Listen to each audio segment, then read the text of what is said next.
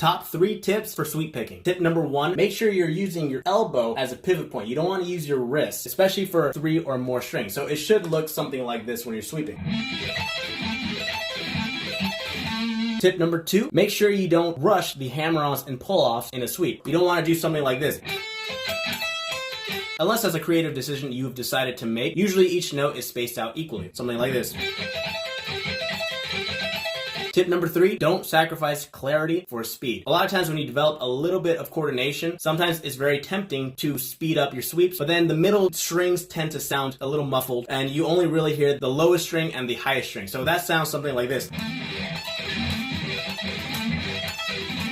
I'm exaggerating a little bit to make my point, but this is a common mistake a lot of guitar players do tend to make, especially when they start to develop coordination.